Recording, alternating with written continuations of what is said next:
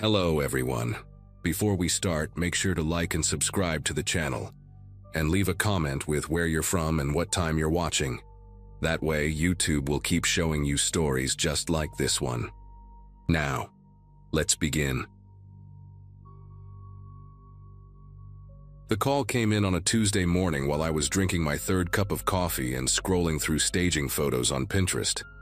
My business partner Jenna and I had been running our home staging company for about 5 years by then, mostly working on standard suburban homes that just needed a little zhuzhing before hitting the market. We'd seen our share of cluttered basements and outdated kitchens, but nothing could have prepared us for what we found at the old Victorian on Maple Street. The realtor, a jumpy woman named Beverly, had practically begged us to take the job, offering double our usual rate if we could start immediately. She mentioned something about the owner's granddaughter refusing to go upstairs, claiming the house made her feel sick, but I figured it was just grief talking. Old houses carry memories, and losing a grandparent can make those memories feel heavy. When Jenna and I pulled up to the property that afternoon, the first thing I noticed was how the house seemed to lean away from the street, like it was trying to hide behind the overgrown hedges. The paint was peeling in long strips that reminded me of skin after a bad sunburn, and the windows on the second floor were so dirty they looked like cataracts. Beverly met us at the front door with a key ring that must have had 30 keys on it, her hands fumbling as she searched for the right one. She kept glancing up at the second floor windows and licking her lips nervously, which should have been my first real warning sign. The front door opened with a groan that sounded almost human, and the smell hit us immediately. Not decay or mold like you might expect, but something medicinal mixed with the sour tang of old sweat and fear. The living room was frozen in time, probably untouched since the early 2000s, with floral wallpaper that had water stains spreading across it like brown flowers blooming between the roses. But it was the dust that caught my attention first. Thick layers of it on every surface except for these weird patterns. There were handprints everywhere, pressed into the dust on the coffee table, the windowsills, even low on the walls near the baseboards. Not child-sized prints, but adult hands, and they all seemed to be reaching toward the staircase. Jenna noticed them too and shot me a look that said we were both thinking the same thing. Beverly stayed near the door, clutching her clipboard and talking too fast about the house's good bones and original hardwood floors, but her voice kept cracking whenever she mentioned the previous owner, Mrs. Eleanor Whitman, who had apparently lived here alone for the last 15 years of her life.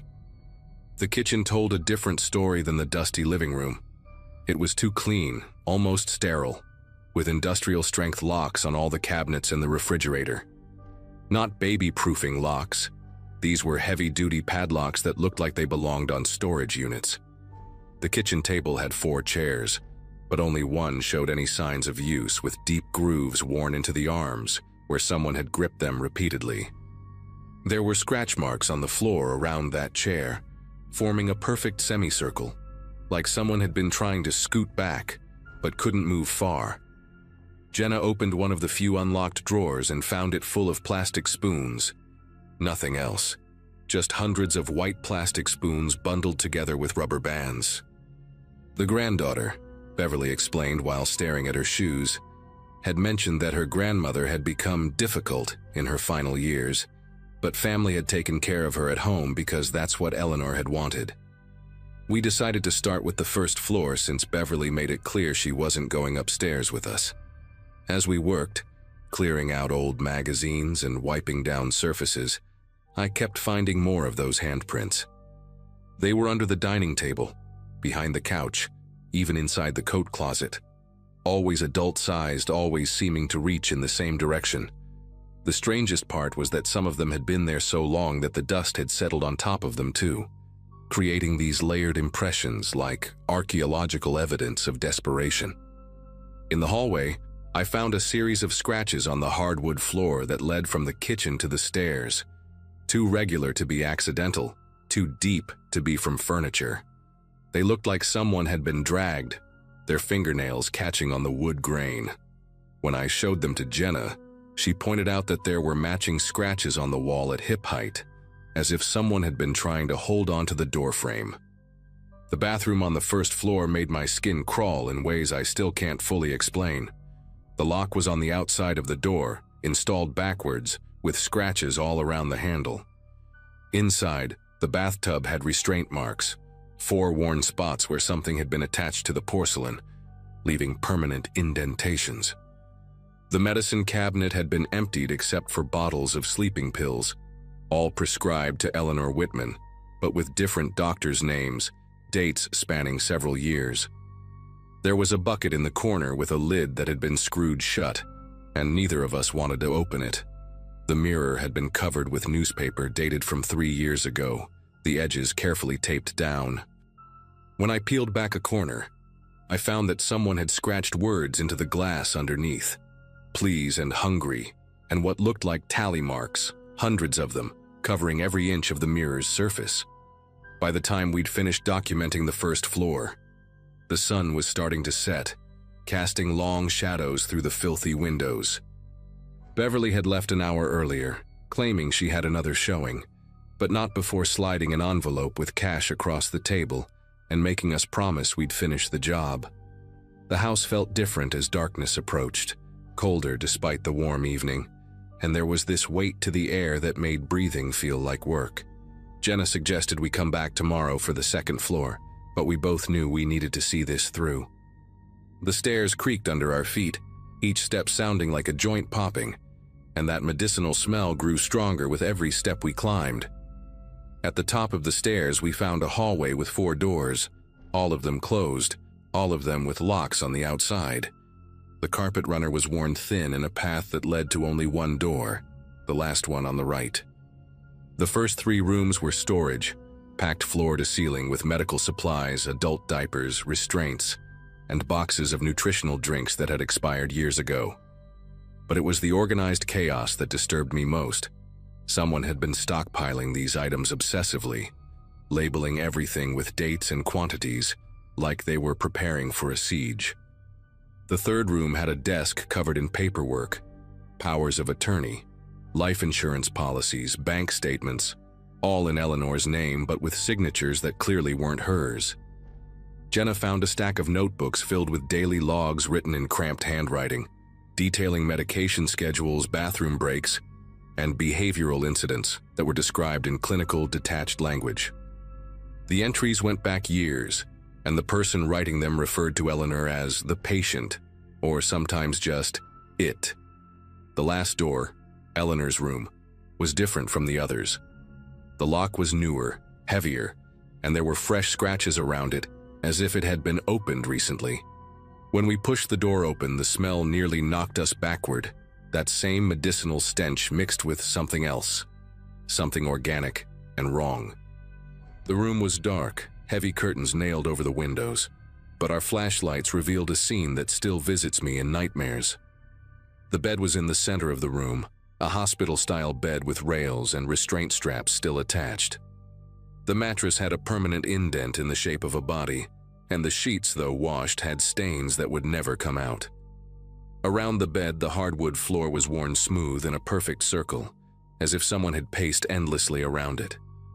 The walls were covered in padding up to about waist height, the kind you'd see in psychiatric facilities, but it was torn in places where fingernails had clawed through to the plaster beneath. What made us both stop breathing was the bed itself. It was moving. Not dramatically, just a subtle shift every few seconds, the mattress compressing slightly as if invisible weight was settling onto it. The pillow would indent, hold for a moment, then slowly return to its original shape. Jenna grabbed my arm hard enough to bruise, and we both watched as the restraint straps tightened on their own, pulling taut against nothing before going slack again. The room's temperature dropped so fast our breath came out in clouds, and that's when we heard it. A wet, raspy breathing that seemed to come from the bed itself. Not from above or below, but from within the mattress, as if something was trapped inside. The breathing got louder, more labored, and the bed's movements became more agitated, the whole frame starting to shake against the floor. We ran. There's no other way to describe it. We abandoned our equipment, our professional dignity, everything, and we ran down those stairs like the house was on fire. But as we reached the bottom, We heard footsteps above us, slow and shuffling, moving from the bedroom toward the stairs. The footsteps had a weird rhythm, like someone dragging one leg, and there was this sound of metal clinking that I realized must have been restraints still attached. Jenna fumbled with the front door lock while I stood frozen, watching the top of the stairs. A shadow appeared there, hunched and wrong, and I could smell that medicinal stench getting stronger. The shadow started down the stairs, one agonizing step at a time, and I could hear labored breathing getting closer. Just as the figure reached the middle of the staircase, Jenna got the door open, and we burst out into the night, not stopping until we reached our van. We drove straight to Jenna's house and spent the night researching Eleanor Whitman. What we found made everything worse. Eleanor had died 6 weeks ago, but according to her bank records, someone had been cashing her Social Security checks for almost 2 years after her supposed death date. The granddaughter we'd heard about lived across the country and hadn't seen Eleanor in over a decade. The family caregiver mentioned in those logs? We found a death certificate for Eleanor's nephew from 8 years ago. Whoever had been in that house with Eleanor, keeping her prisoner in that room, documenting her every moment. They weren't family. We called the police that night and reported everything, but when they went to investigate the next morning, the house was empty. Not just of people, but of everything we'd seen. The locks, the medical supplies, the notebooks, even the scratches on the floors, all gone. The only thing they found was the bed, still in that upstairs room, and it was still moving. Beverly called us a week later, her voice shaking. The house had been pulled from the market after 3 different contractors refused to enter the upstairs bedroom. She mentioned that a cleaning crew had found something wedged deep inside the mattress, a set of dentures, a wedding ring, and finger bones, all belonging to Eleanor. But here's what keeps me up at night. The medical examiner said those bones showed signs of being gnawed on, with teeth marks that didn't match any animal they could identify. The house is still standing empty on Maple Street, and sometimes I drive by it, though I don't know why. Last month I saw lights on in that upstairs bedroom and a shadow pacing in circles around where the bed used to be. I've stopped doing home staging. Jenna moved to another state, and every night when I close my eyes, I can still hear that wet, desperate breathing and the sound of restraints pulling tight against empty air.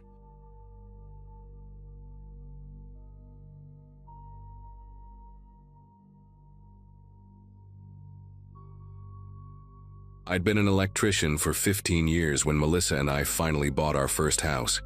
She'd just finished her nursing degree, and we were done with apartment living in Albuquerque. The property sat 40 miles outside the city, 5 acres of New Mexico desert with a 2-story farmhouse that hadn't been updated since the 70s. Orange shag carpet, wood paneling everywhere, popcorn ceilings that probably had asbestos. But the bones were solid, and the price, almost suspiciously low. The realtor mentioned something vague about the previous owners, the Thompsons, having to leave suddenly due to medical issues. They'd lived there for decades, apparently. The whole transaction felt rushed, like everyone involved just wanted it done quickly. The basement was a disaster from day one. We went down there during our first walkthrough, and I remember Melissa grabbing my arm when she saw the state of it. Boxes stacked floor to ceiling, old furniture covered in dusty sheets, filing cabinets that looked like they hadn't been opened in years. The smell hit you immediately. That mixture of mildew, old paper, and something else I couldn't quite identify. Mouse droppings, maybe. The previous owners had left everything behind, which should have been our first red flag. The realtor assured us they'd arranged for someone to clear it out before closing, but that never happened. By the time we got the keys, we were too excited about the house to make a fuss about it. We figured we'd tackle it ourselves, make a weekend project out of it. How wrong we were. We spent the first month focusing on the main floors, new paint, ripping out that awful carpet, updating the electrical panel, the usual stuff. The basement became our dumping ground for tools and supplies. Every time I went down there, I'd tell myself we'd get to it soon. But between my work contracts and Melissa's new job at the hospital, time kept slipping away. It wasn't until a particularly hot Thursday in August that I finally decided to start clearing it out. Melissa was pulling a double shift, and I had a rare day off. Armed with garbage bags, work gloves, and a dust mask, I descended those creaky wooden stairs. The single bulb hanging from the ceiling cast harsh shadows across all that accumulated junk. I started with the nearest pile, tossing moldy magazines and broken Christmas decorations into bags. About 3 hours in, I'd cleared a path along the east wall. That's when I saw it. Behind a massive oak wardrobe and several stacks of water-damaged boxes, there was a door. Not your typical basement door either. This thing was industrial-grade steel, painted that institutional gray you see in old factories. Heavy-duty hinges, a serious deadbolt, and what looked like a newer addition. A thick padlock securing a hasp that had been welded to the frame. The door looked completely out of place in this residential basement. I stood there, sweat dripping down my back despite the cool underground air, trying to make sense of what I was seeing. In all my years doing electrical work in people's homes, I'd never encountered anything quite like this. I tried the padlock first, giving it a few experimental tugs. Solid as a rock. The thing was relatively new too, maybe a year or two old at most. Definitely not something from when the house was built. I grabbed my phone and called Melissa at work. She picked up on the third ring, sounding tired. When I told her about the door, she went quiet for a moment. "Maybe it's just storage," she said, but I could hear the unease in her voice. The Thompsons were old, right? Probably paranoid about break-ins. But that didn't explain the industrial door or the welded hasp.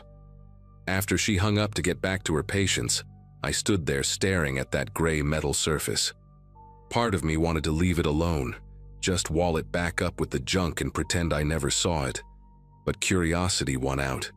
I tried searching through the boxes nearby, hoping to find keys or any documentation about what might be behind that door.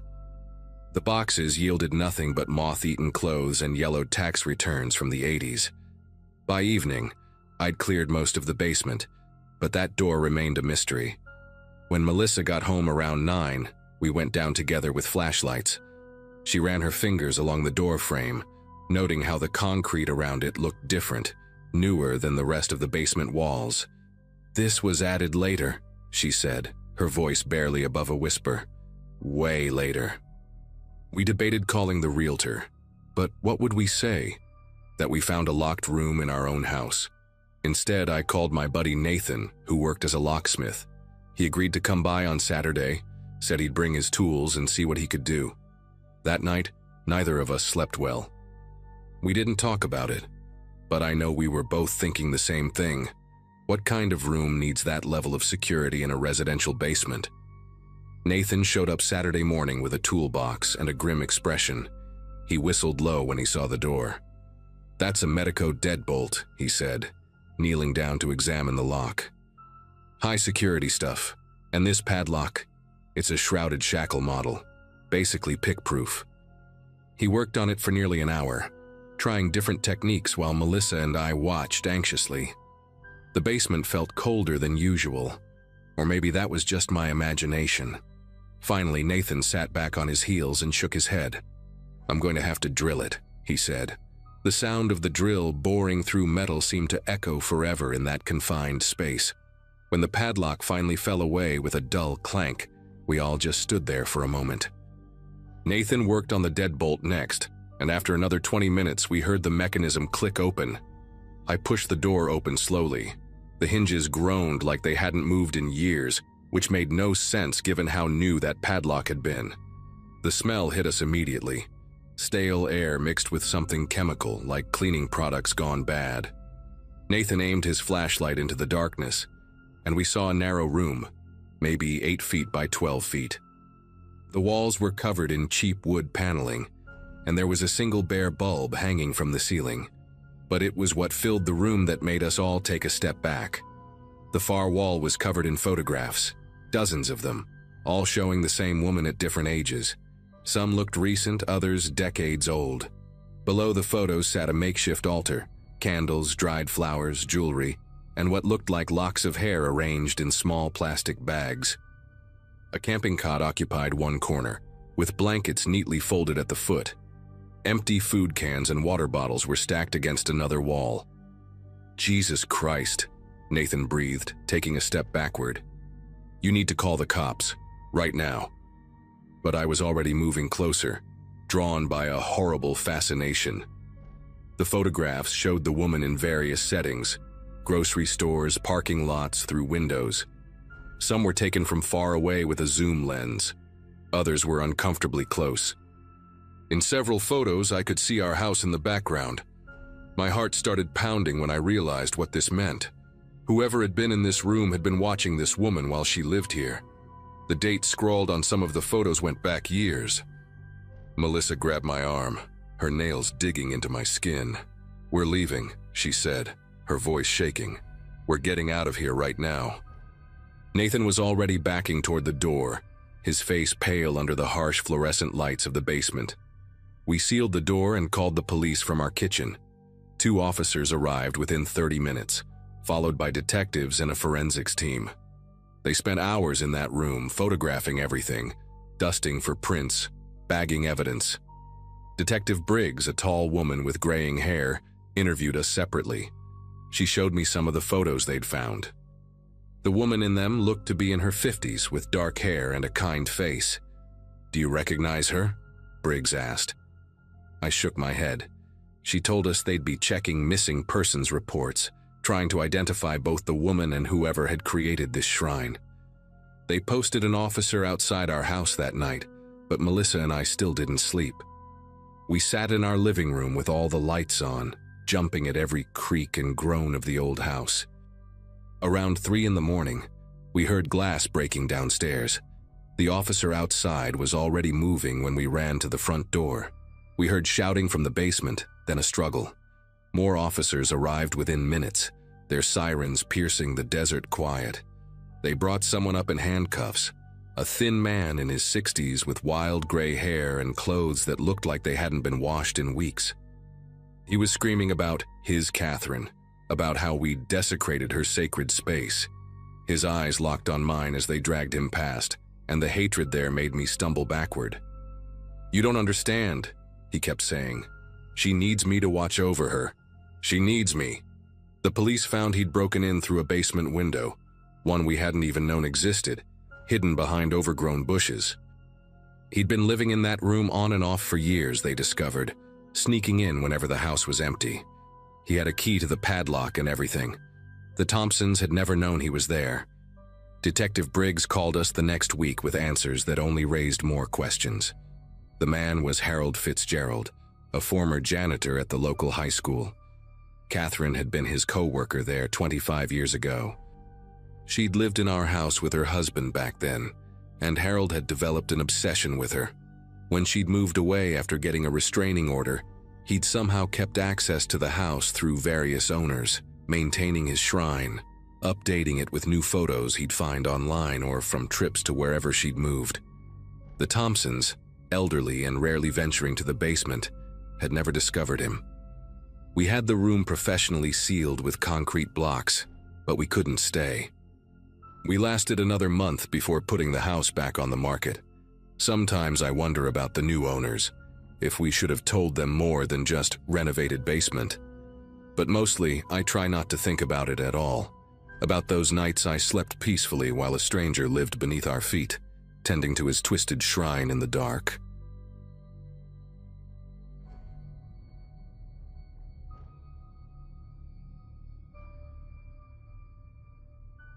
"3 months ago, I finally closed on a house in Oak Ridge Heights, one of those new developments where everything still smells like fresh paint and the lawns are that unnatural shade of green.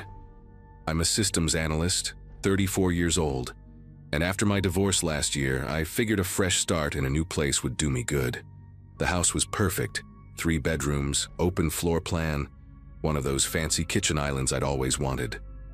The development was only half finished, with construction crews still working on the lots at the end of the street, but that meant I got a great deal on mine. What I didn't expect was that my biggest problem wouldn't be noisy construction or unpacked boxes. It started on a Thursday afternoon. I was working from home, deep into debugging some code, when the doorbell rang. Through the peephole, I saw an elderly woman, maybe in her 70s, wearing a floral house dress that looked like it came straight from the 80s. Her gray hair was pinned up in this old-fashioned style, and she had these thick glasses that magnified her eyes. She was clutching a worn leather purse and shifting her weight from foot to foot, like she was anxious about something. When I opened the door, she looked at me with this expression of total confusion, then passed me into the house. "Oh," she said, her voice wavering. "You've changed everything. Where's the wallpaper, the blue wallpaper with the little roses?" Before I could respond, she stepped forward like she was going to walk right in. "I need to check the basement, dear. It's very important." I gently blocked her path, explaining that she must have the wrong house. This was a new development, I told her, built just last year.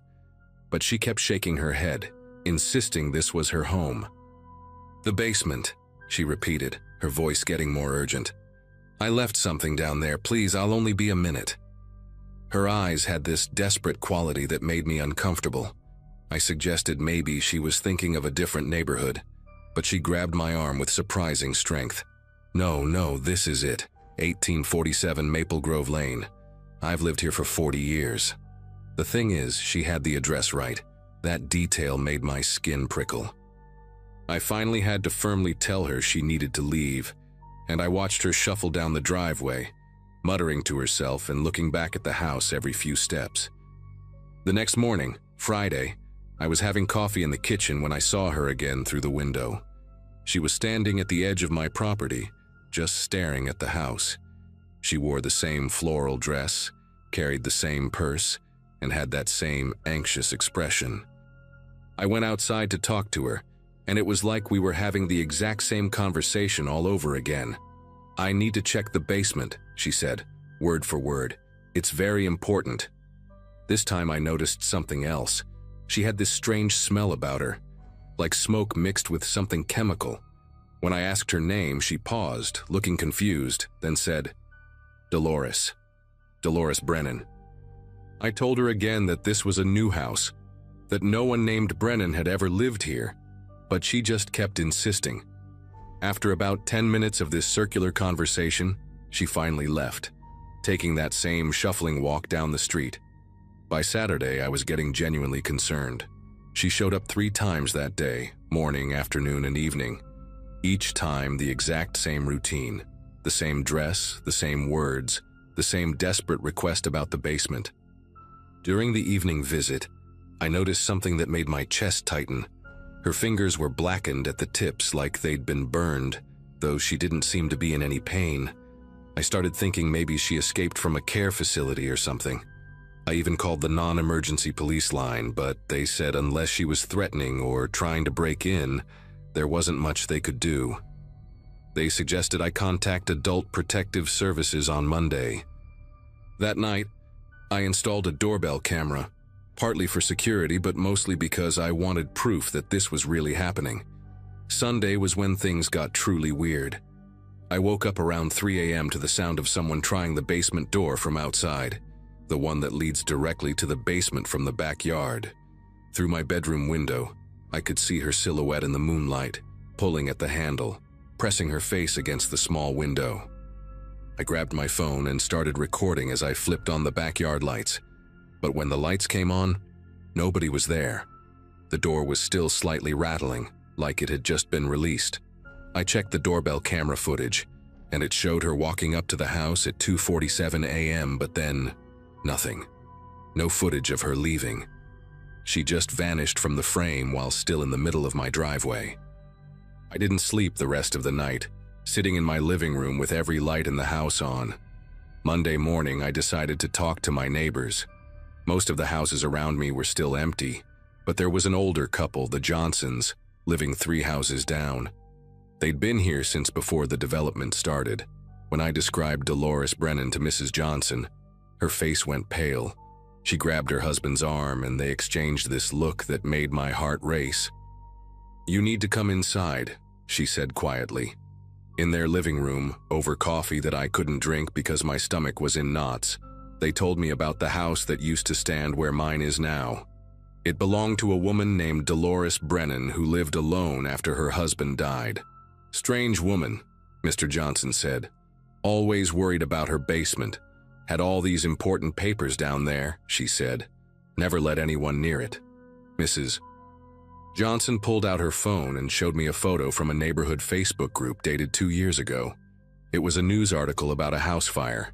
The headline made me dizzy. Elderly woman dies in basement during house fire on Maple Grove Lane. The article was brief, mentioning that Dolores Brennan, 74, had died of smoke inhalation after being trapped in her basement during an electrical fire. But here's what made me nearly drop the phone. The fire department reported that the basement door had been locked from the outside. The case was investigated but went cold. No one could explain how she ended up locked down there. The house was demolished 6 months later, and the lot sat empty until the development company bought it. We tried to tell them, Mrs. Johnson whispered. Told them something wasn't right about that land. But money talks, you know. I drove home in a daze, my mind racing. When I pulled into my driveway, she was there again, standing by my front door. But this time she looked different. Her dress was singed at the edges, and dark soot marks covered her arms. The smell of smoke was overwhelming. She turned to me as I got out of my car, and her eyes weren't confused anymore. They were terrified. "Please," she said, her voice raspy and urgent. "I need to get to the basement. They're coming back. They always come back on Mondays to check if I'm still alive. The papers, I hid the papers behind the water heater. The proof of what they did." She grabbed my shoulders, and her hands were ice cold despite the burn marks. "They killed Howard first, made it look like a heart attack. I knew I was next. I have the evidence. Please, just let me get the papers before they come back." I stumbled backward, my rational mind fighting with what I was experiencing. This couldn't be real. But the cold from her grip lingered on my shoulders, and the smell of smoke was making me nauseous. "Who's they?" I managed to ask. She looked around frantically, then leaned in close. "The development company. My nephew worked for them. Howard found out about the permits, the bribes, the inspections they faked. We were going to the authorities. But then Howard died, and I knew." She trailed off, staring at something behind me. Her face contorted in absolute terror. "They're here," she whispered. "Monday, it's Monday, they always check on Mondays." She ran toward my house, passing right through the closed front door. I stood there, paralyzed, as a white van with no company logos pulled up to my curb. 2 men got out, both wearing generic maintenance uniforms. One was tall and thin with a gray beard, the other shorter and muscular with dead eyes. They walked past me like I wasn't there, heading straight for my backyard. My legs finally worked and I followed them, my phone already recording. They went directly to the basement door, and the shorter one pulled out a key to my house that I had never given anyone. As they opened the door, I heard something from inside the basement, a sound like papers rustling frantically. The tall one said, "Still at it, aren't you?" to no one I could see. They descended the stairs and I crept closer to the doorway. Through the window I could see them standing in my basement, looking at the corner where my water heater was installed. The shorter one laughed, a cold sound that made bile rise in my throat. "Every Monday, like clockwork. 2 years and she's still trying to get those papers. Too bad we burned them with her." That's when I understood. They knew she was there. They could see her, had been coming back every Monday to... What? Torment her? Make sure she was still trapped? I thought about calling 911, but what would I say? Instead, I did something possibly stupid but definitely necessary. I quietly went through my front door, grabbed my laptop and car keys, and slipped out the side garage. As I drove away, I saw them emerging from the basement, looking satisfied. I went straight to the police station and filed a report about the break-in, showing them the video. The investigation that followed uncovered exactly what Dolores had been trying to tell people. Massive fraud, forged inspection documents, and yes, 2 suspicious deaths that were suddenly reopened as murder cases. The development company executives were arrested within a month. I never went back to that house. I stayed in a hotel until I could arrange for movers to get my things. The last text I got from the moving crew leader was strange. Found a bunch of old papers behind the water heater. Looks like legal documents from years ago. Want us to pack them? I told them yes, and when I finally got those boxes, the papers were there. Permits, correspondence, proof of everything. Dolores Brennan had hidden copies where she died trying to reach them. I turned everything over to the FBI, and now I live in a different state. But sometimes on Monday mornings, I still smell smoke and feel cold hands on my shoulders, and I know she's finally at peace.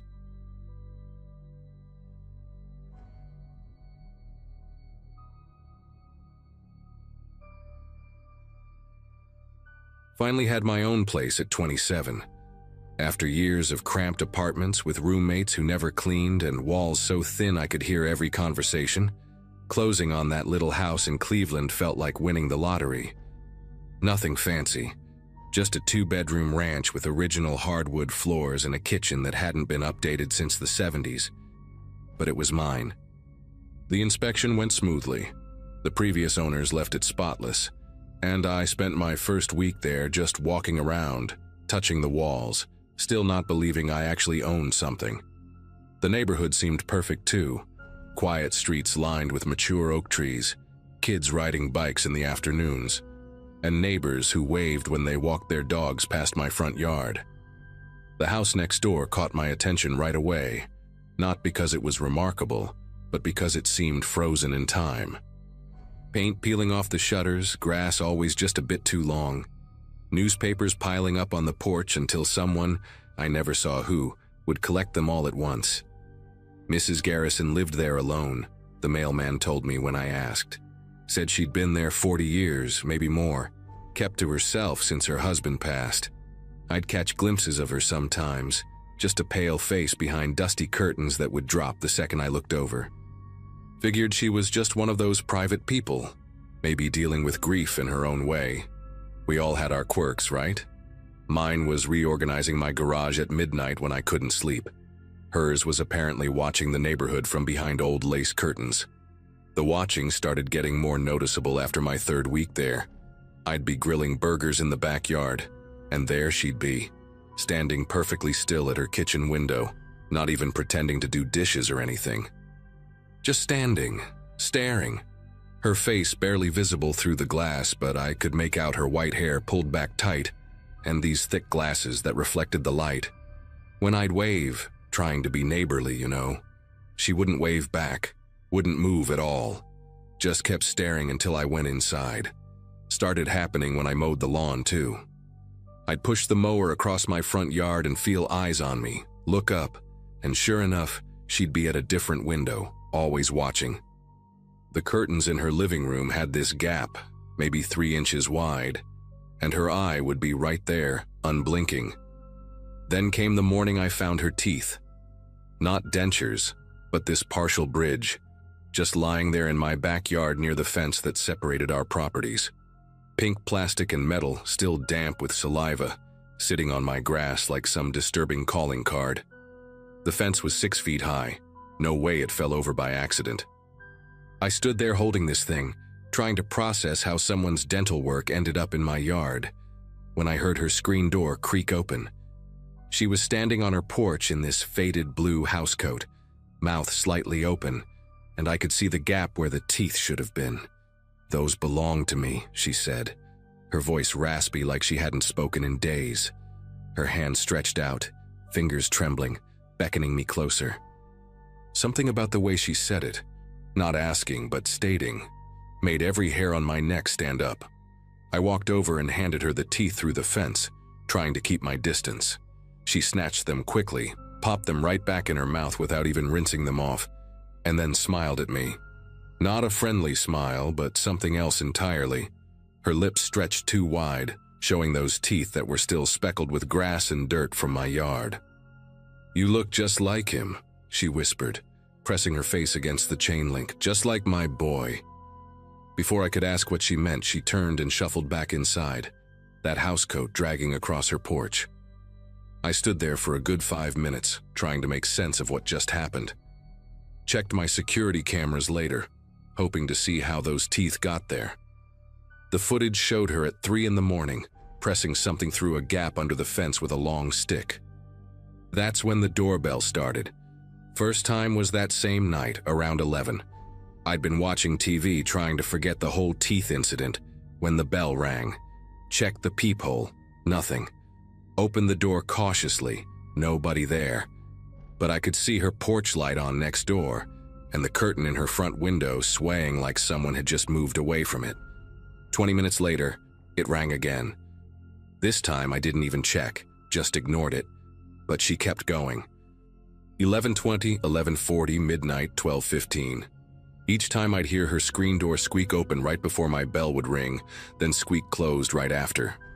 By the 7th time, I was pacing my living room, debating whether to call the cops over someone ringing my doorbell. Seemed like such a minor thing to report, but the regularity of it, the obsessiveness, made my skin crawl. The next few days blurred together in this nightmare routine. She'd ring the bell at all hours, during my morning coffee, while I was in the shower in the middle of dinner. I disconnected it eventually, but then she started knocking. Not normal knocking either, but this rhythmic pattern. 3 quick taps, pause, 3 more, pause over and over. I'd come home from work to find her sitting on my front steps, that same housecoat now stained with what looked like food, maybe coffee. "Where have you been?" she'd ask, like I owed her an explanation. "I made your favorite casserole, the one with the green beans you used to love." I'd never met this woman before buying this house, never shared a meal with her, definitely never told her about any food preferences. But she'd say these things with such conviction, such hurt in her voice when I'd tell her to leave, that I started doubting my own memory. Thursday night changed everything. I'd had enough of the harassment and finally called the police earlier that day. They'd spoken to her, told me she seemed confused but harmless, suggested I be patient since she was elderly and probably dealing with dementia. I was in bed around 1 in the morning when I heard my back door handle jiggling. Not the doorbell this time, not knocking, but someone actively trying to get in. I grabbed the baseball bat I kept by my bed and crept toward the kitchen. Through the window, I could see her silhouette, hunched over my door handle with something in her hand. The moonlight caught it just right, a knife, one of those old butcher knives with the wooden handle. She was trying to jimmy the lock while muttering something I couldn't make out. My heart hammered so hard I thought she might hear it through the door. I called 911 while watching her work at the lock, whispering to the dispatcher, afraid if I spoke too loud she'd hear me and do something unpredictable. The operator told me to stay put. Units were on the way, but then I heard the lock click. She'd gotten it open. The door swung inward and there she stood, that knife clutched in her right hand, her eyes wild behind those thick glasses. "There you are," she said, stepping into my kitchen like she belonged there. "You've been hiding from me, haven't you? Just like before, just like when you left me." She moved toward me, surprisingly quick for someone her age, and I barely got the bat up in time to block her first swing. The knife scraped along the aluminum with this horrible screech. "You promised you'd never leave again," she screamed, spit flying from her mouth. "You promised, Tommy, my beautiful boy." The struggle felt like it lasted forever but was probably only 30 seconds. She kept swinging that knife, screaming about promises I'd never made, calling me Tommy, saying I'd stolen years from her. I managed to knock the knife from her hand with the bat. It clattered across my kitchen floor and spun under the refrigerator. Without the weapon, she launched herself at me, all fingernails and teeth. This 70-something-year-old woman fighting like something possessed. I dropped the bat, trying to hold her wrists, both of us crashing into my kitchen table, chairs flying. She was screaming about the war, about letters that never came, about a wedding she'd planned. I finally managed to pin her arms, held her down on the floor while she thrashed and spit and called me every name imaginable. The sirens were getting closer, but those few minutes felt like hours, her strength fueled by whatever delusion had taken hold of her mind. When the police arrived, she went completely limp in my grip, like someone had cut her strings, started sobbing, calling for her mother, asking why the soldiers were in her house. The officers had to practically carry her out. This frail old woman who'd just tried to kill me now, looking like she might blow away in a strong wind. One officer stayed to take my statement while the paramedics checked me over. Scratches down both arms, bruised ribs from hitting the table, but nothing serious. They found the knife under my fridge, bagged it as evidence. Turns out Mrs. Garrison had a son named Thomas who died in Vietnam in 1969. Been sending letters to him at various addresses for decades, the officer told me. My house had been one of them, back when different people lived here. She'd been cycling through these episodes for years, but this was the first time she'd gotten violent. They took her to a psychiatric facility that night for evaluation. I spent the next 3 days cleaning up the mess, fixing the lock she'd damaged, trying to scrub the feeling of her fingernails out of my skin. The other neighbors finally started talking to me, sharing their own stories about her strange behavior over the years. Packages left on doorsteps addressed to Tommy, midnight gardening sessions where she'd plant flowers that were already dead, conversations with people who weren't there. They all seemed to think I'd overreacted by calling the police. She's just confused, they'd say. But they hadn't seen her with that knife, hadn't felt her trying to claw their eyes out. I installed new locks, a security system, cameras covering every angle.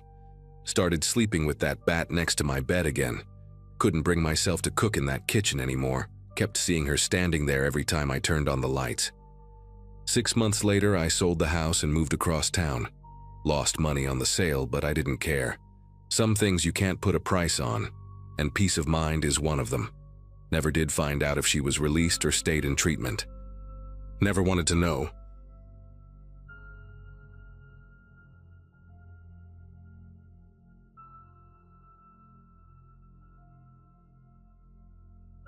The closing was supposed to be the happiest day of our lives.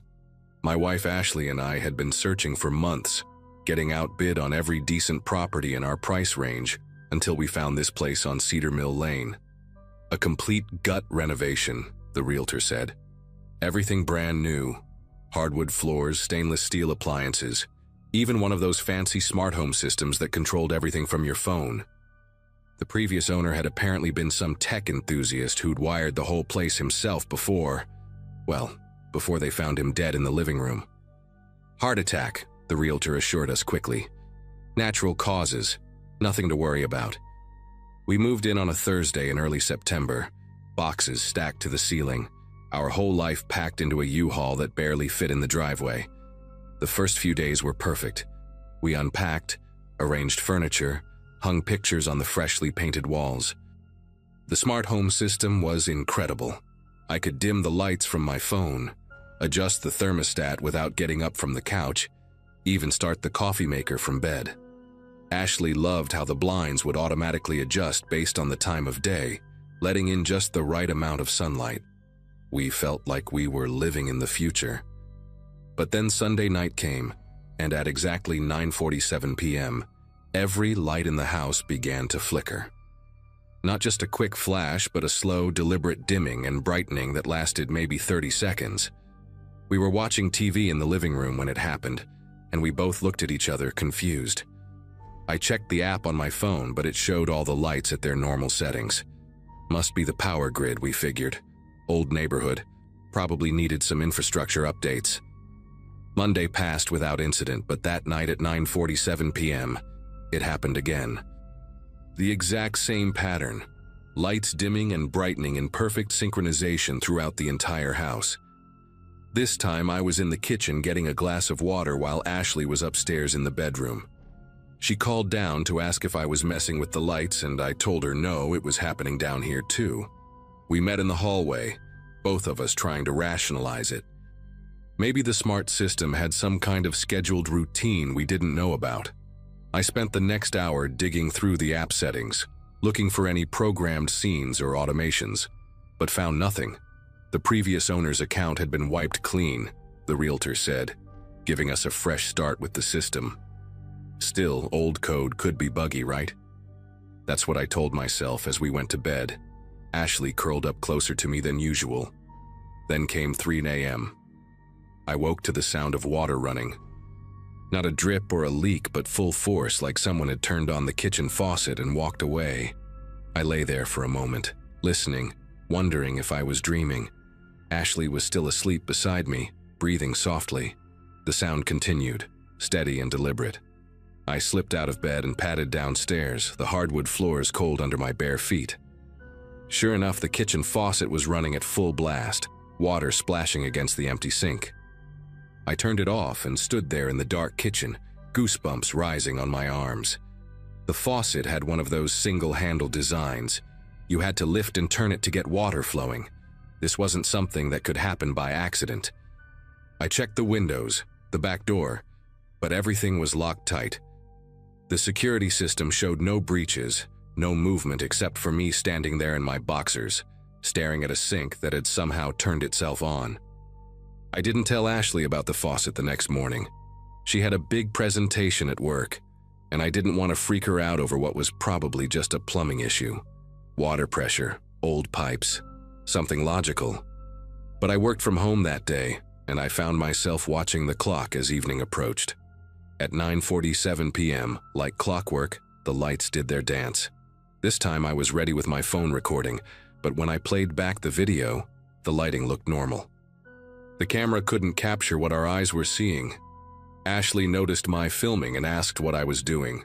I finally told her about the pattern, about how it happened at the exact same time each night. She bit her lower lip, that thing she does when she's worried, and asked if we should call an electrician. I said I'd handle it in the morning. Neither of us slept well that night. We lay in bed, both pretending to sleep, both waiting. At 3:00 a.m., the water started again. This time Ashley heard it too. We went downstairs together, her hand gripping mine tight enough to hurt. The kitchen faucet was running just like before, but this time we noticed something else. The coffee maker was on, brewing a full pot. The green light glowed in the darkness, and the familiar gurgling sound filled the kitchen. The smell of fresh coffee at 3 in the morning made my skin crawl. Ashley's voice was barely a whisper when she asked me if I'd set a timer. I shook my head. We both knew these weren't malfunctions. Someone had programmed these exact times, these specific actions. But the system had been wiped clean. The realtor had promised us that. The next morning, I called the company that installed the smart home system. The technician who answered sounded bored until I explained what was happening. Then he got quiet, really quiet. He said he'd send someone out that afternoon. When I asked if he'd heard of anything like this before, he just said they'd had some issues with that particular address and hung up. Ashley stayed home from work, and we spent the morning researching the previous owner online. Gregory Walton, 67 years old, retired software engineer. The obituary was brief. Found deceased in his home after neighbors noticed newspapers piling up. No family listed, no service announced. Just a man who died alone in what was now our living room. The thought made me avoid that room for the rest of the morning, taking my laptop to the kitchen instead. The technician arrived around 2, a young guy named Brandon who looked like he'd rather be anywhere else. He went straight to the main control panel in the basement, muttering about legacy code and ghost protocols. I thought he was joking about the ghost part until I saw his face. He pulled up screen after screen of code on his tablet, scrolling through endless lines of programming. Then he stopped, staring at something on the screen. He showed us a hidden partition in the system, completely separate from the main interface. It was full of automated routines, all time-stamped, all active.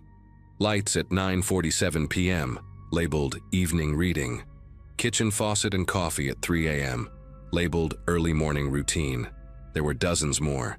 Breakfast prep at 5:30 a.m., NPR radio at 6:15 a.m., shower at 6:45 a.m. An entire life scheduled down to the minute, still running like the man never died. Brandon tried to delete the partition. His fingers flew across the tablet, entering commands, trying different approaches. But every time he thought he'd removed it, the routines would reappear seconds later. He tried disconnecting the system from the internet, thinking maybe it was pulling from a cloud backup, but the house's Wi-Fi had been off the whole time. These routines were stored locally, burned into the hardware itself. The strangest part was the power consumption. Brandon showed us the readings. The system was pulling 3 times the electricity it should need, even when idle.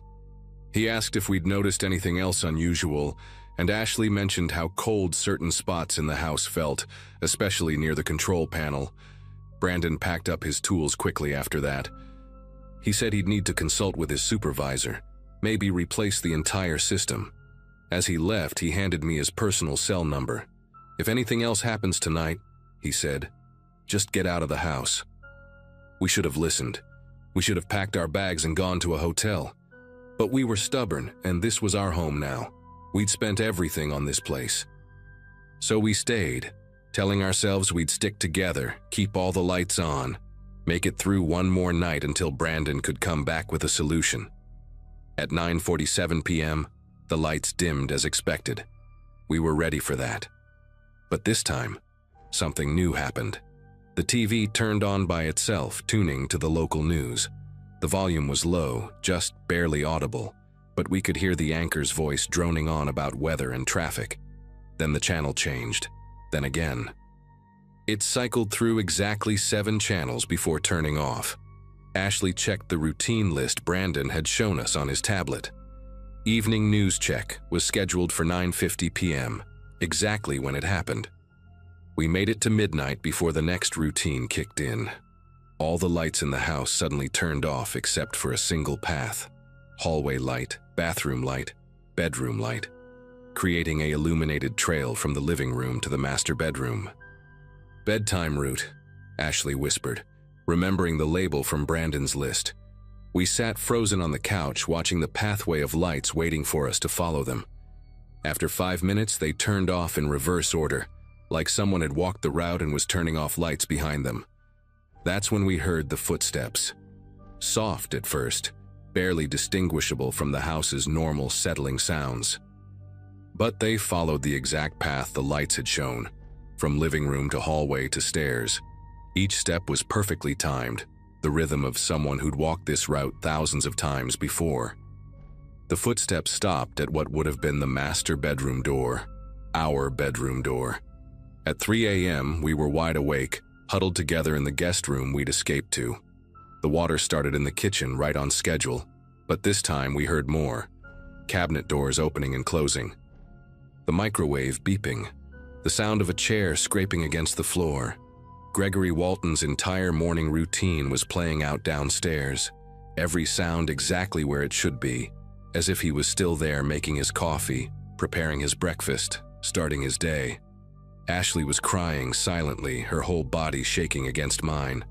I called Brandon's cell with trembling fingers. He answered on the first ring like he'd been waiting. "Get out," he said before I could speak. I looked up the full report. Walton didn't just die in that house. He lived alone for 3 years after his wife passed. That house was his entire world. Every routine, every moment of his day, programmed into that system. And here's what the report didn't mention. They found him in his chair, but the smart home system had been responding to his voice commands for 2 weeks after the coroner determined he'd died. 2 weeks, man. The system never recognized he was gone. We grabbed our keys and ran. No shoes, no jackets, just ran to the car in our pajamas and drove. Behind us, I could see in the rearview mirror as every light in the house blazed to life, then went dark, then blazed again, like the house was having a seizure. We spent the rest of the night in a 24-hour diner, drinking terrible coffee and trying to process what Brandon had told us. At dawn, we went back with a moving crew and Brandon's entire team. They ripped out the whole system that day. Every wire, every sensor, every connected device. It took 12 hours and cost us thousands we didn't have, but we needed that house to be dumb again. Just walls and windows and manual light switches. The crew found something disturbing during the removal.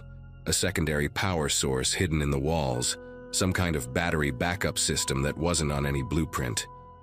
It was still running, still warm to the touch even though it should have died years ago. We live there still, Ashley and I. The house is different now, quieter, simpler. We use regular alarm clocks and flip switches like people did in the old days. Sometimes visitors ask why we don't have any smart home features. why we're so behind the times. We just smile and change the subject. But here's the thing that still bothers me, keeps me up some nights. For weeks after we gutted the system, at exactly 9:47 p.m., I swear I could see the shadows in the living room shift slightly, as if responding to lights that were no longer there. And sometimes, if I'm very quiet at 3 a.m., I can hear the faintest sound from the kitchen. Not water running, but the ghost of a memory of water, like an echo of a routine that refuses to die. Brandon says it's just my imagination, that patterns can burn themselves into our minds just like they burned into that system.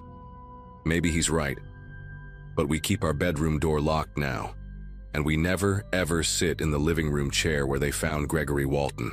Some routines, I've learned, are harder to break than others.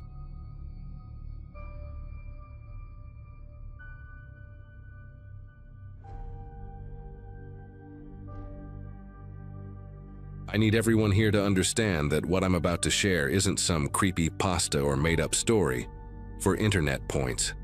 I'm a 34-year-old software engineer, married to Claire, who's a nurse, and we have 6-year-old twins, Sophie and Jake.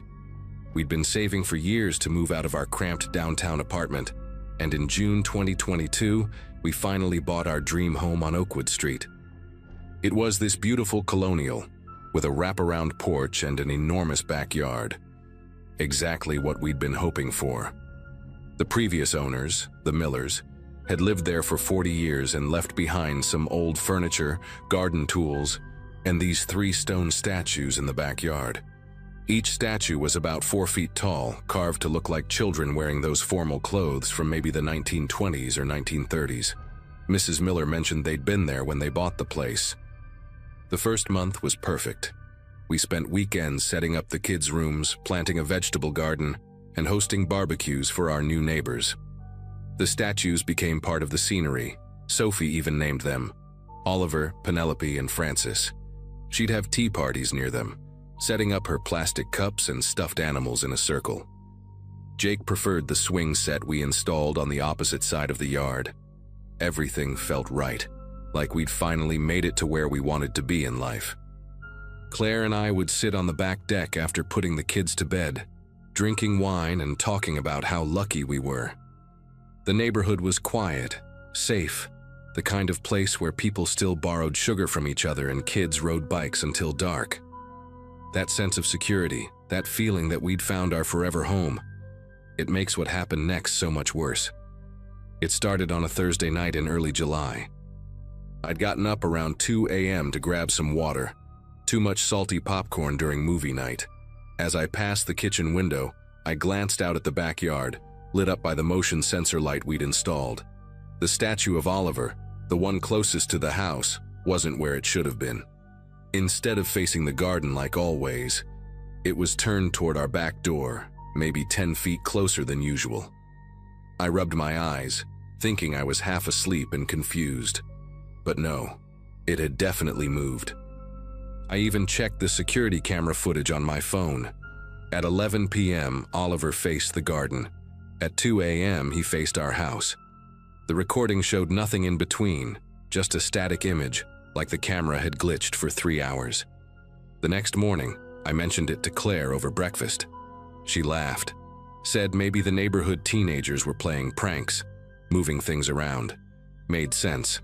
The statues weren't that heavy, and kids get bored in summer. I checked the yard and found Oliver back in his original spot, facing the garden again. No footprints in the grass, nothing disturbed. I decided to let it go. That evening, I set up an old webcam in our bedroom window, pointed at the backyard, just to catch any pranksters in the act. What I saw the next night changed everything. At 1:47 a.m., all 3 statues moved. Not quickly, not like someone was carrying them. They shifted positions slowly, almost imperceptibly, like watching the hour hand on a clock. Over the course of an hour, they formed a triangle pattern in the center of the yard, all facing inward toward each other. I woke Claire up immediately, showed her the footage. Her face went pale as she watched the timestamp tick by while those stone children rearranged themselves in our yard. We both sat there in silence, trying to process what we were seeing. These weren't lightweight decorations. Each statue weighed at least 100 pounds. Claire wanted to call the police right then, but what would we say? That our garden statues were moving by themselves? They'd think we were crazy. Instead, we decided to stay up the rest of the night, watching from our bedroom window.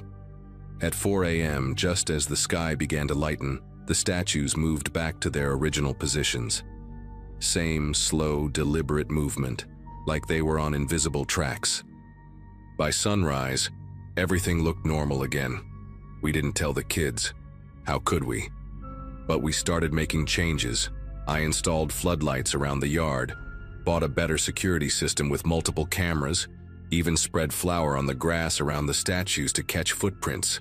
Claire wanted to just get rid of them, hire someone to haul them away, but I needed to understand what was happening.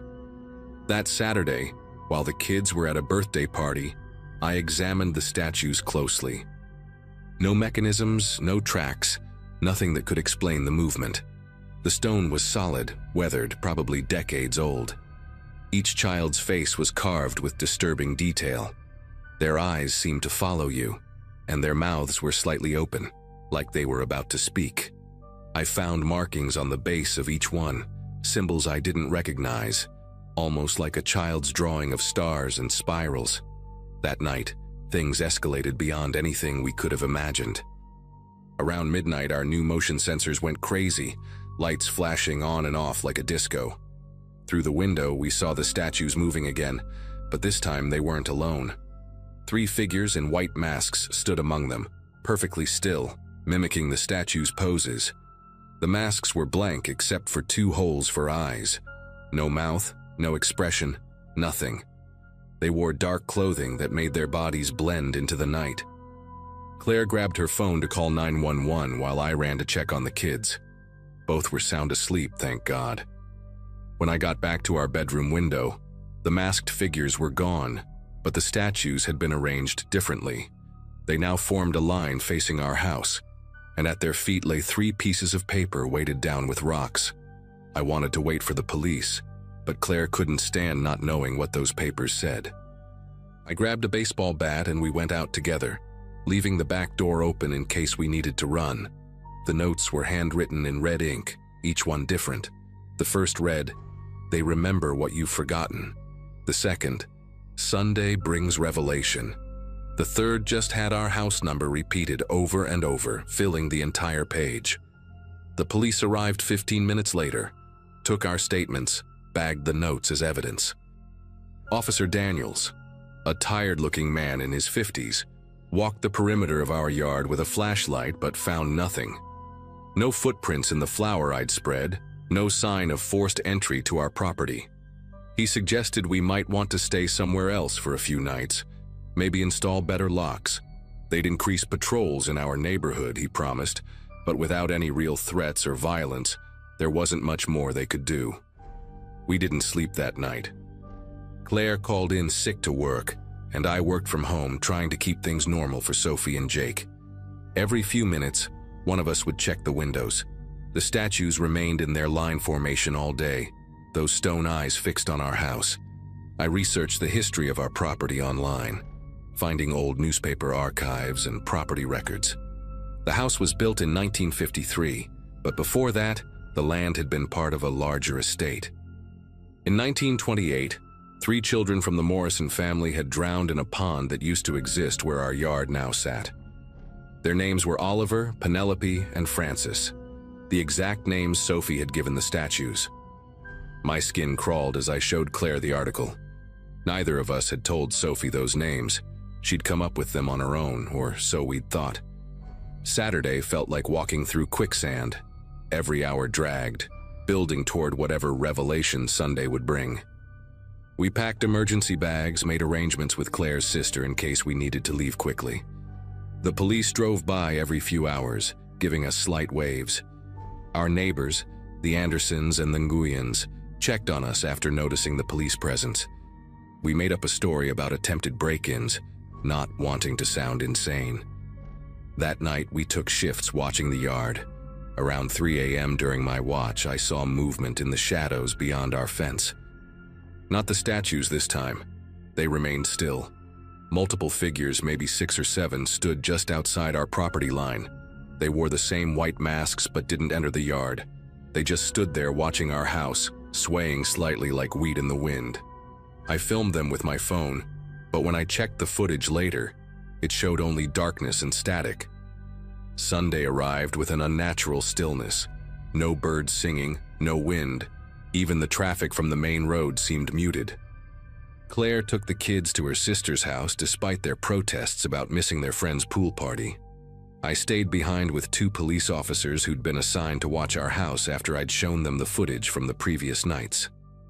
Officers Rivera and Kowalski were skeptical but professional, setting up in our driveway with a clear view of the backyard. All day, nothing happened. The statues didn't move. No masked figures appeared. By evening, I started to think maybe it was over. Maybe whoever was doing this had been scared off by the police presence. Then, at exactly 9 p.m., every light in our house went out. Not a power failure. The neighbors' houses were still lit. The officers radioed for backup and approached our back door with flashlights drawn. What happened next still haunts me. The backyard filled with people. At least 20 figures in those white masks, standing in concentric circles around the statues. They held candles that gave off an unusual blue flame. In the center of their formation, the 3 statues began to sink into the ground, descending slowly like elevators. The masked figures chanted something in a language I didn't recognize, their voices creating a low, thrumming harmony that made my chest vibrate. The police officers shouted commands, but the figures didn't acknowledge them. Then, as suddenly as it began, it ended. The candles went out, the figures scattered into the darkness faster than seemed possible, and our house lights flickered back on. Where the statues had been, 3 rectangular holes gaped in our lawn, each about 6 feet deep. At the bottom of each hole lay a small metal box. The police called for the entire department to respond, turning our property into a crime scene. The metal boxes contained old photographs, children's toys from the 1920s, and handwritten letters addressed to those who disturbed the watching. The letters, written in the same red ink as our threatening notes, described a group called the Perpetual Guardians who believed the drowned children's spirits needed constant observation to remain at peace. Apparently, by living in the house and ignoring the statue's movements, we'd violated some twisted agreement the group had maintained for decades. The police found no fingerprints, no DNA evidence, nothing to identify who these people were. The department dug up our entire backyard looking for more evidence but found only the original foundations of the Morrison Estates pond. The detective in charge theorized we'd been targeted by a cult that had been monitoring the property for generations, but without catching any of them, there was no way to prove it or press charges. We stayed in a hotel for 2 weeks while the investigation continued.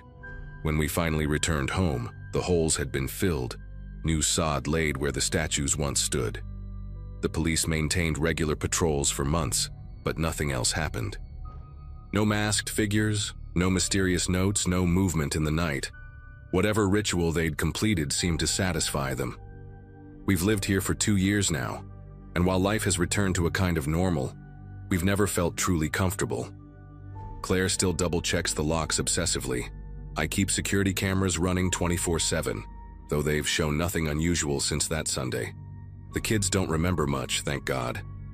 Sometimes Sophie asks about Oliver, Penelope, and Francis, but we tell her they went to live with another family. We've thought about moving 1,000 times, but something keeps us here. Maybe stubbornness, maybe the hope that understanding what happened might come with time. All I know is that somewhere out there, those perpetual guardians are still watching, still waiting, still believing in something I'll never comprehend.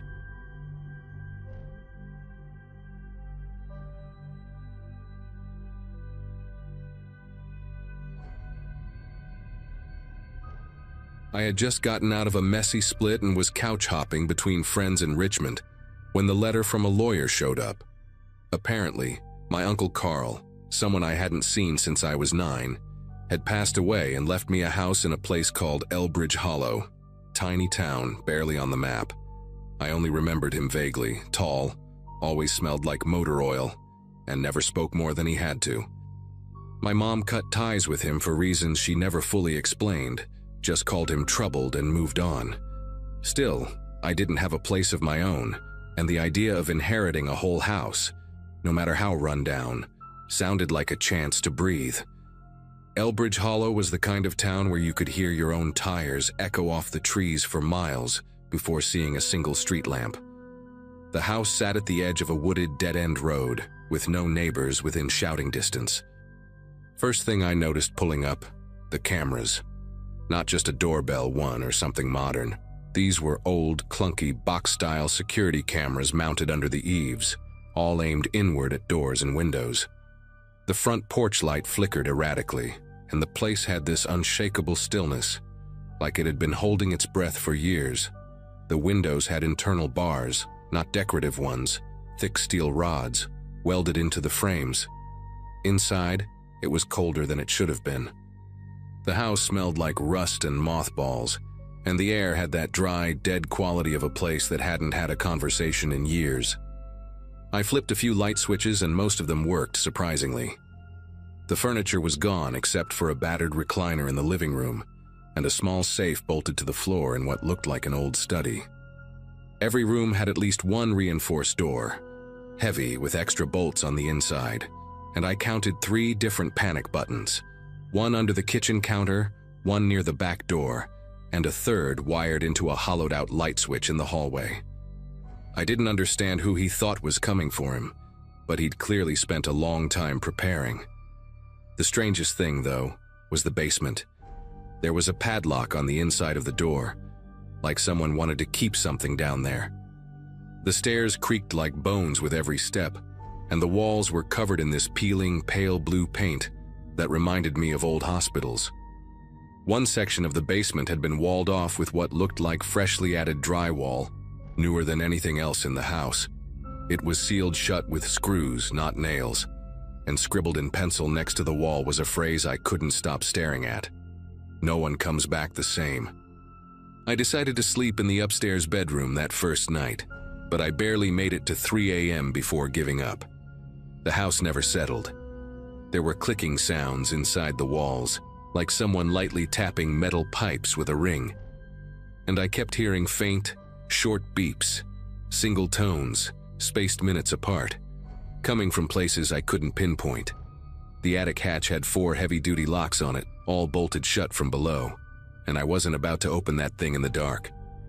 What finally made me grab my keys and sleep in the car was a dull thud from the basement, like someone dropped a heavy book flat on concrete. I told myself it was the house adjusting, but the next morning, the padlock on the basement door was unlatched and dangling. I spent the following days cleaning, hauling out boxes of weird junk my uncle had hoarded, mostly old electrical parts, wires, and journals filled with half-erased diagrams and scribbled notes about response conditioning and stage 4 resistance. It didn't make any sense, and I started wondering if he'd been paranoid or deeply unwell. That changed when I found the key to the safe. Inside were 2 Polaroids and a flash drive. One photo showed a man, early 20s, looking straight at the camera with a plastic zip tie around his wrist. The second was of a narrow room I hadn't seen in the house. White walls, a drain in the floor, and a single overhead bulb. It looked like a holding cell, or worse. The flash drive didn't work on my laptop. When I tried opening the only file inside, the screen glitched, froze, and then my system rebooted. After that, my Wi-Fi kept dropping in and out, and apps I hadn't opened in weeks started running in the background. I took the laptop to a repair guy in town who just raised an eyebrow and asked where I'd gotten the file. I said it came with the house. He told me to wipe the whole system. "There's stuff on here that's not yours," he said, "and someone might be watching to see what you do with it." The next night, I was woken up by motion alerts. I'd reconnected 2 of the external cameras just to see what they picked up, and one of them caught someone standing at the edge of the woods. Just standing there, arms at their sides, no movement. They stayed in the same spot for nearly 11 minutes before walking backward into the trees. Backward, not turning around. I didn't sleep after that.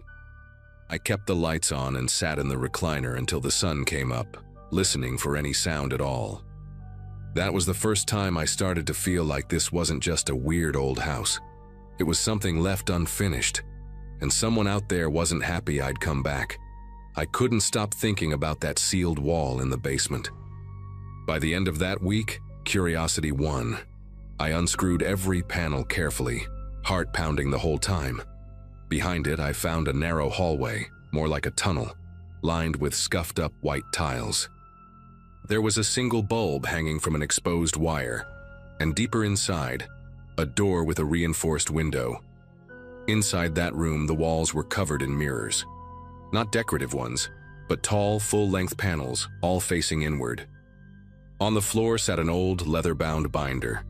It was filled with intake forms, names, dates, evaluations, people who had apparently stayed here, or been kept here. Some entries had notes like, still resisting visual therapy, or paranoia worsening after week 3. I left everything exactly where I found it and sealed the hallway back up. I didn't want to touch any of it again, but after that day I started noticing subtle changes around the house. Lights left off would be on. The faucet in the upstairs bathroom would be dripping, though I'd never used it. One morning I found muddy boot prints on the back porch. Just 2 prints, like someone stepped up to the door and vanished. I got locks changed, added deadbolts, even installed my own camera system. It didn't help. Every time I looked out the window after dark, I expected to see someone there. Sometimes I thought I did, just for a second, but when I blinked, it was gone. Eventually, I started sleeping in town at a friend's place and only coming back during the day. One afternoon, I got a call from a blocked number. The voice was male, calm, and clipped. He said, "We're aware of the reactivation. Do not attempt to continue Dr. Halden's work." Then the line went dead. I didn't know who Halden was. His name wasn't on anything I'd found. But someone believed this place had been shut down for a reason, and someone else was still watching. I sold the house as is to a developer 6 months later. Never went back after signing the papers. Every now and then, I search for the address online, just to see if anything new comes up. Nothing ever does. No listing, no record of resale. It's like it dropped off the grid. Part of me wonders if I imagine more than I want to admit. But the cameras were real. The voices were real. That binder was definitely real. Whatever my uncle was doing out there, I think someone else had been doing it long before him, and I might have just walked into a story that was never meant to have an ending.